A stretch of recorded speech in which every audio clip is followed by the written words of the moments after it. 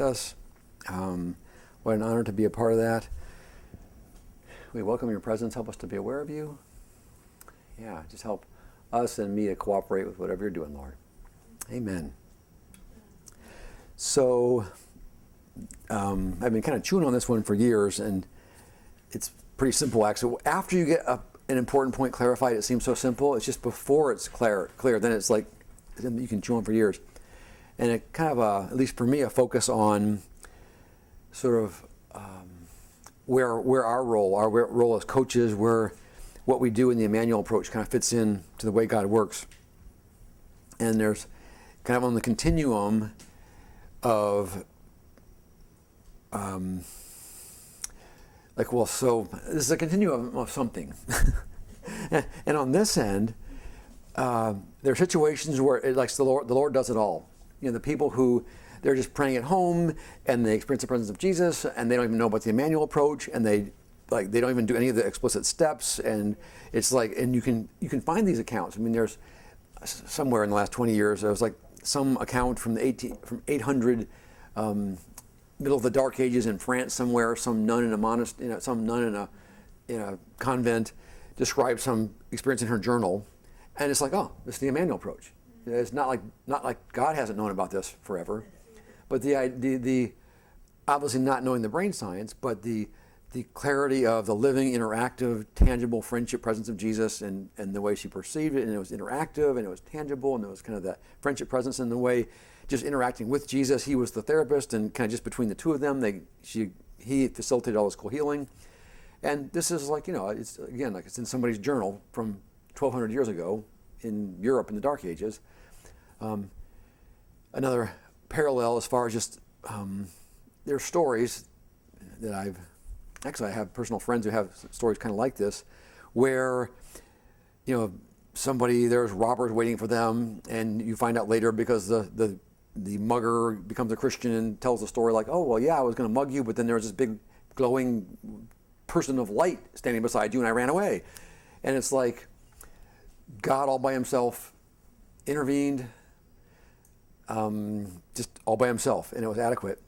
And again, there's lots of different prayer and healing and spiritual interactions where it just seems like God's sovereign intervention, it's just between him and the person, and that all works out, which is wonderful.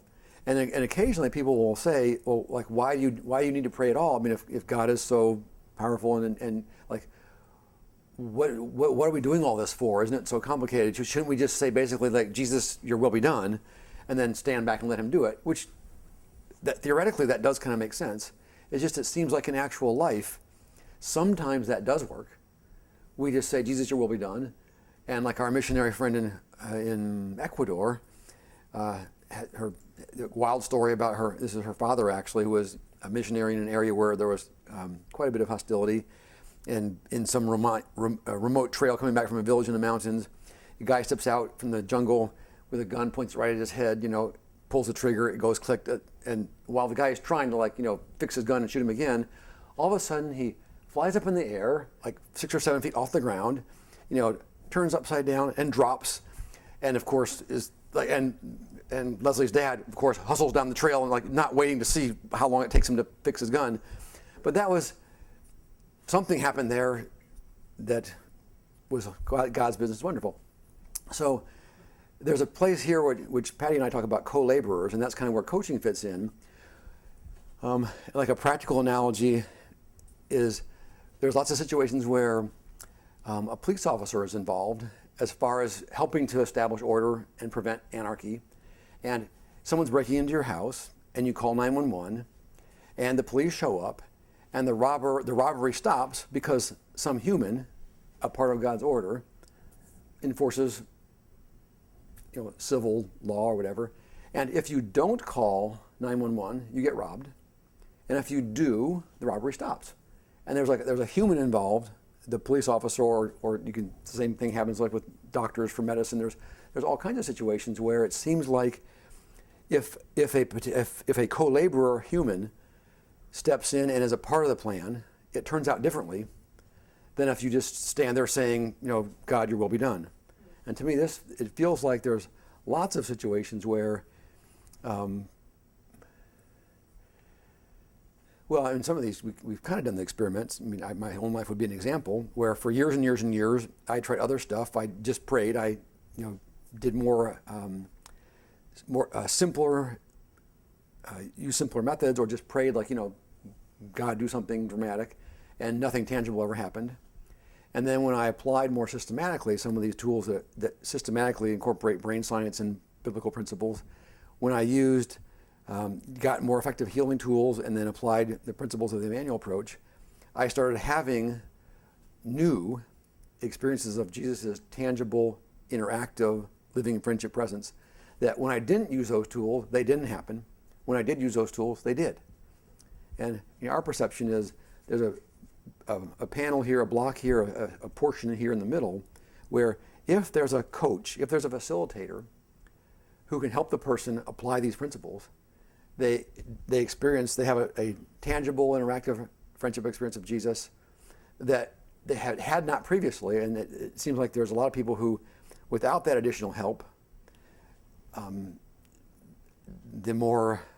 there's a new level of connection with Jesus that doesn't happen. With that additional help, something new happens. And especially with some of the troubleshooting tools, my experience has been there's lots of people who have said, they've tried all kinds of stuff for many years, and we do some troubleshooting. Like, okay, well, Jesus, we know you're here. You always are present. You always want the person to be able to interact with you. If they're not able to have that experience because there's something in the way, when we find it and move it, they will be able to experience your living, interactive, tangible presence. So let's figure out what's in the way and move it.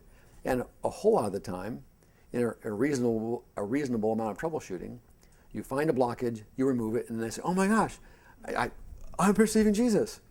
And it seems very clear, at least to me, it seems like our human co-laborer part of that picture made the difference between nothing's happening and, oh my goodness, something new is happening, I'm experiencing Jesus in a new way. And there's kind of the third panel where it seems like even with everything we do, the person still says no. If they're stuck in self-pity or bitterness, there's some pictures we understand. You can kind of tell, the person's kind of choosing to wallow. They're kind of turning inward and turning away, and they're so kind of stuck in their circle of either bitterness or self-pity that at least everything we know so far, we don't know how to get them out. And even with the co-laborer, they still say no, and I'm not sure what to do with them yet. But it just, as Patti and I were thinking about this, and there was over a number of years, I was kind of trying to focus. It seems so simple now that it's like, of course everybody has always known this, but 2 years ago it wasn't this clear to me. So in case there's anybody else in the world that had not been so clear before, that's a nice little piece of, it helps us focus kind of where Immanuel coaches fit in, this co-laborer block, and why it's worth actually learning some principles to be a part of that co-laboring, as opposed to just like, hey, just say, God, your will be done, and then sit back and eat your popcorn and watch videos and just expect Jesus to do it. Okay, just a thought that as I'm teaching Immanuel, sometimes people object to what I'm doing because what they want is, if it isn't spontaneous and if God doesn't do it before I ask, then it's not real. Yes. If we're giving them these reliable, predictable, reproducible, transferable, all your words. If we're not helping them here, if we're helping them here, they think, oh, that's not as real as if God just does it. And so one of the things we try to teach is that this is intentional. Yep. But it doesn't disqualify it. And there's obviously some mystery there about, why does sometimes the Lord just step in and do it all by himself without a police officer or a manual coach, whatever. Why? I don't know. But my assessment is that it's not just in Immanuel. There's a whole lot of places in the world where the Lord leaves room for a human co-laborer. And I think it's very encouraging for us. And it helps avoid an avoidable stumbling block, that false dichotomy, that mistaken objection about if God doesn't do it all by himself, then it's not real somehow. I think that's a mistaken formulation of false dichotomy.